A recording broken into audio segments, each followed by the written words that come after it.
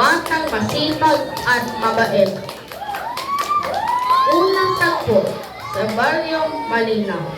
Noong unang panahon, sa isang payapang baryo na tinatawag na Baryong Malinaw, naninirahan ang isang batang babae na nagngangalang Maya. Hindi man mayaman ang kanilang pamilya. Sagana nga sila sa pagmamahalan, paggalang at kasipagan. Tuwing sumisikat ang araw, mauna nang gumising si Maya kaysa sa lahat. Maya, nag-isip na para kumakalan. Opo, inay. Aayusin ko muna yung aking higaan.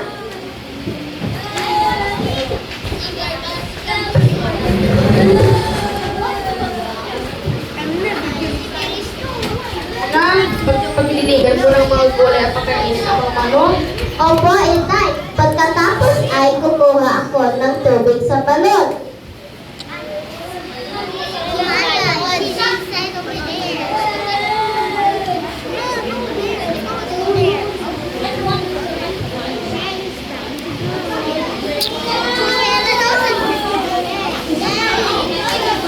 Si Maya, kahit marami siyang gawan sa bahay, pinagawa niya ang lahat ng may sa labi.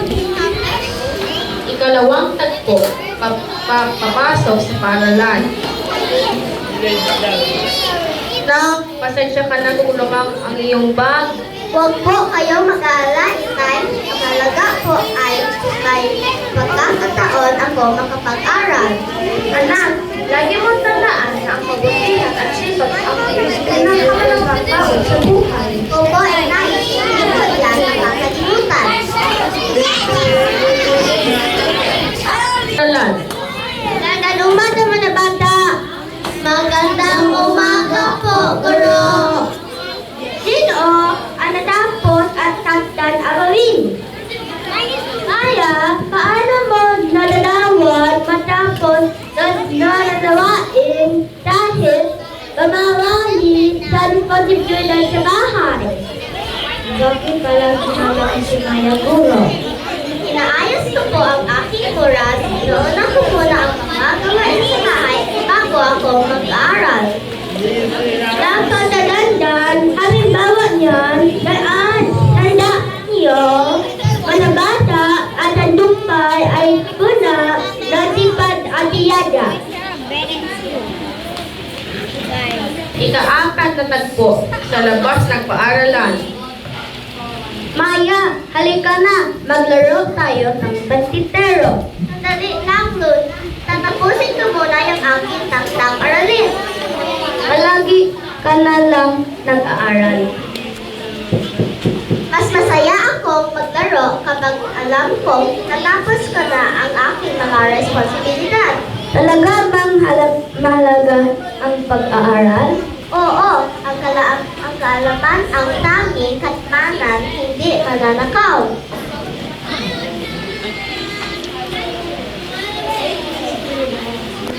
Dumating ang malakas na bagyo. Makalipas ang ilang buwan, isang malakas na bagyo ay tumakas sa Baryong Malinaw.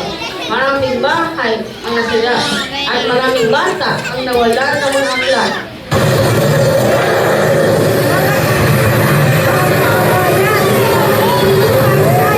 Upang magbangon ang ating baryo. Halina kayo! Kapitan, maaari mo ba akong magturo sa mga bata na walang mga aklat? Napakabuti mo bata. Maraming salamat.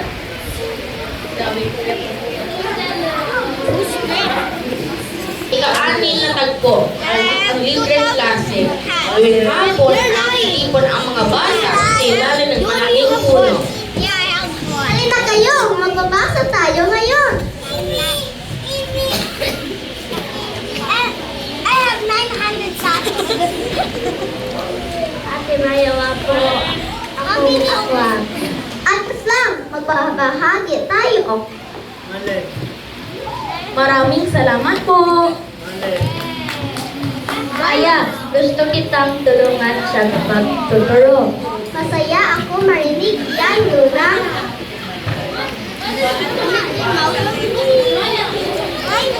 Kapitong tagpo ang pagsubok ng diwata. Isang gabi, habang pauwi si Maya, nakita siyang isang matandang babae bilang ang kuhat ng basket. Iha, maaari mo ba akong tulungan? Opo, Nena. Kayaan niyo po ako.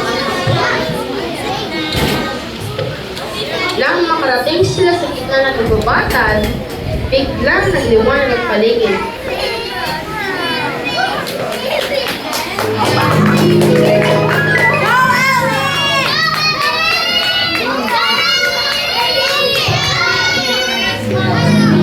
Ako ang liwata ng karunungan. Kayo po pala, sinubok kita. Marami ang dumaan, ngunit walang tumulong sa akin. Maya, maaari Ikalawang tagpo. napakayaman. Hindi ko po kailangan ang kayamanan. Ang iyong nais. Ang hiling ko po ay magkaroon ng pagkakataon makapag-aral ang aking bata, mayaman man o mahirap.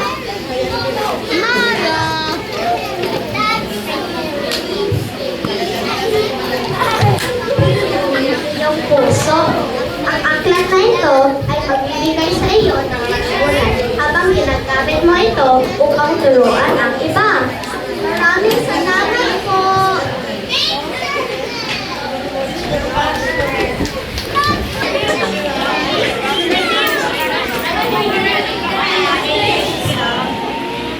Ikasyam ng tagpo, makalipas ang maraming taon. Lumipas ang maraming taon tapos si Bayang Miling bilang isang guro. Hindi siya umalis sa kanyang baryo sa halip. Nagtayo siya ng isang maliit na akatlan at librang paaralan para sa mga batang kapos sa buhay. Maya, ikaw ang pinamaglaki sa ating baryo. Salamat, Maya. Dahil sa iyong halimbawa at rin akong magsikap. Ang pinakamamahal ng duwo ay ang tao na gituwo. Hindi ba magamit ang sabisa, tundan ang kanyang mabuting halimbawa. Anak, natupod mo ang iyong pangarap. Hindi kami nagkamali sa pagpapalaki. Hindi ko po ito nagawa ng mag-isa. Kayo po nagturo sa akin na ang sipag, kabutihan at pananampalataya ang tunay na susi sa tagumpay.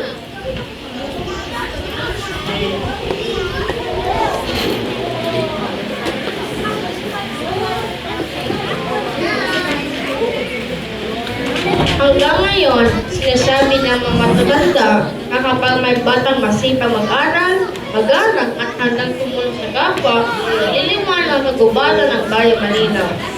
Pinaliliwanag nilang iyon ang itinandang diwan na karunungan na patuloy na nagbabantay sa mga batang may mabuting puso.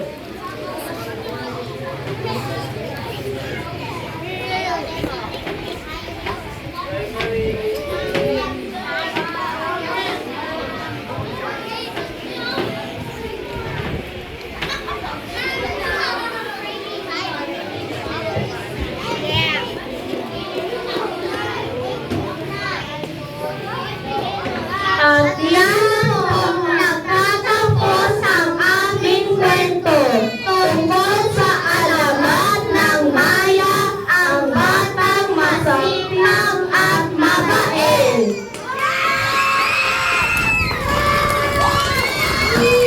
Ako si Ellie bilang diwata ng karunungan. Ako si AJ, bilang manglandon at kapagsalaysay.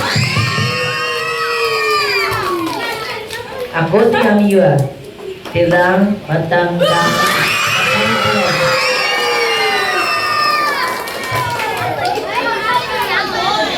Ako na si Johnny bilang mag-aaral.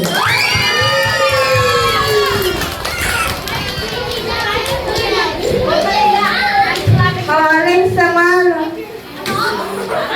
Maraming salamat.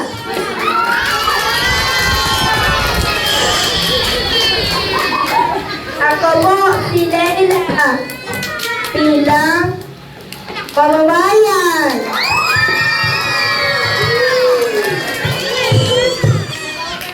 Ako po si Camela bilang unang batang nagpagsasabi sa akin.